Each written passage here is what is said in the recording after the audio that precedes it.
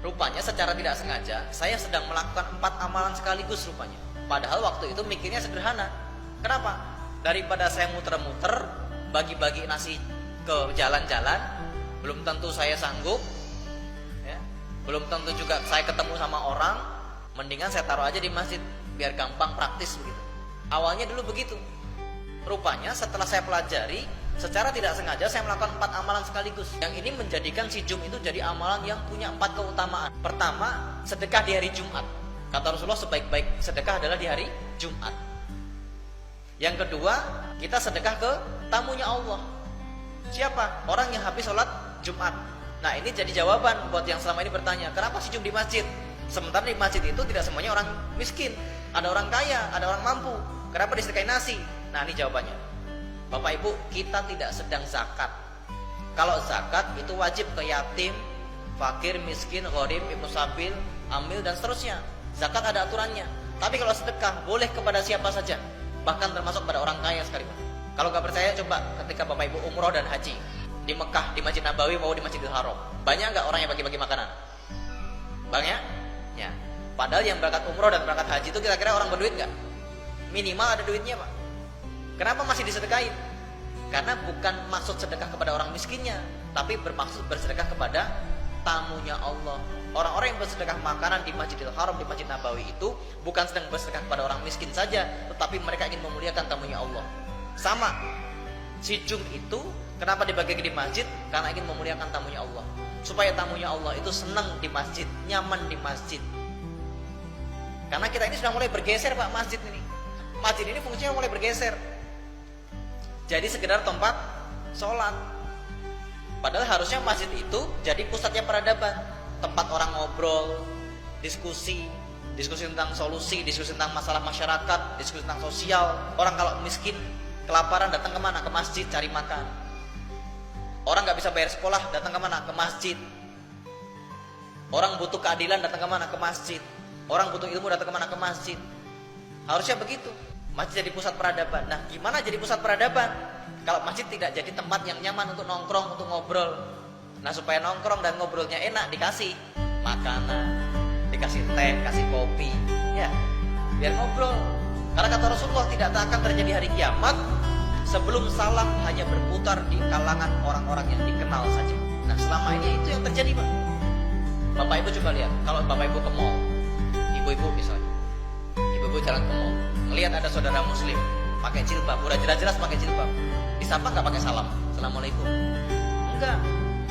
Ini membuktikan hadisnya Rasulullah bahwa sekarang salam itu hanya berputar di kalangan orang yang dikenal saja. Harapannya dengan wasilah makan si Jum, ngobrol bareng, jadi silaturahim. Jadi kenapa si Jum itu diberikan di masjid? Pertama karena di hari Jumat. Yang kedua bersedekah kepada tamunya Allah. Dan Bapak Ibu bisa terjadi loh. Orang yang kaya, yang mampu, yang makan nasi Jumat yang Bapak Ibu bagikan, kemudian tergerak hatinya untuk melakukan amalan yang sama di tempatnya. Dan itu terjadi. Mungkin dia bingung, loh, saya orang mampu, kok saya dikasih nasi. Tapi lantaran kemudian dia makan, dia jadi kepikiran, iya juga ya, kenapa saya nggak tiru juga di kantor saya? Kenapa saya tidak tiru di kampung saya? Kenapa saya tidak tiru di kompleks saya? Akhirnya jadi menyebar amal kebaikan itu. Bersedekah kepada orang kaya boleh, dengan harapan dia merasakan nikmatnya Islam sebagai rahmatan lil alamin, dan kedua supaya dia termotivasi untuk bersedekah kemudian. Ya, jadi clear ya, jelas ya, bahwa ini adalah sedekah yang boleh kepada siapa saja, tidak harus kepada yatim, tidak harus kepada miskin. Yang ketiga, amalan yang menempel di si Jum adalah dia bersedekah di masjid.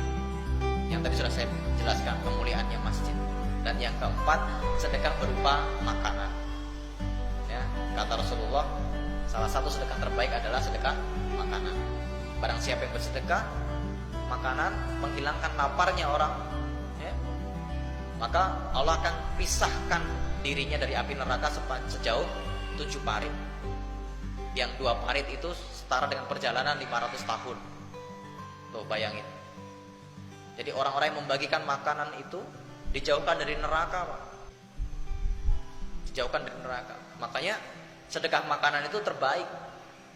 Bahkan zakat saja sebenarnya lebih utama zakat berupa bahan makanan, bukan duit. Karena memang harapannya sedekah terbaik itu makanan. Kenapa sih makanan itu sedekah terbaik?